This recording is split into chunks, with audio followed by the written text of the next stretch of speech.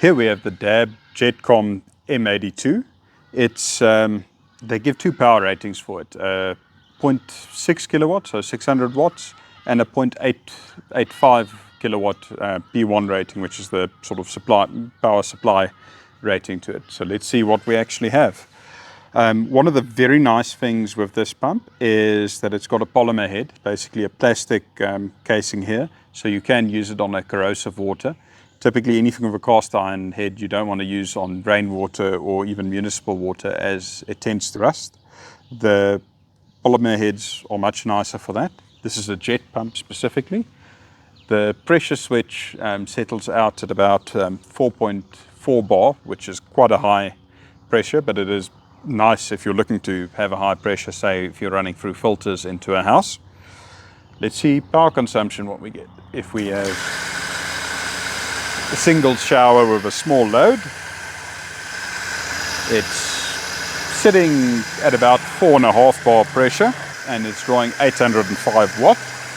If we then open it to a single shower, we do actually get a bit of a pressure drop there. We are sitting at about 3.7 bar, so we have lost quite a bit of pressure, and we're at about, about 700 liters per hour flow rate.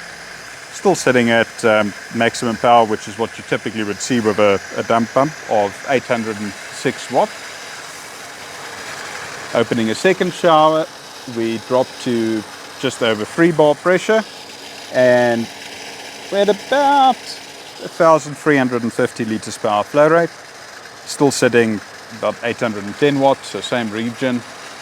We open a third shower, it drops down to, what's that, about 2.6 bar, so still a decent pressure, and we're at a flow rate of 1,700 liters per hour, still drawing about the 810 watt. Let's close that up, see how quickly it switches off. It does run for a bit.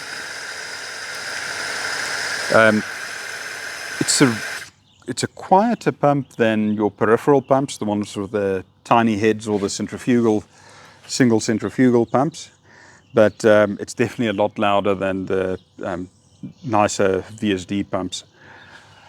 Okay, let's see if we give it open flow. If we do 2,500 liters an hour, what kind of pressure can it keep?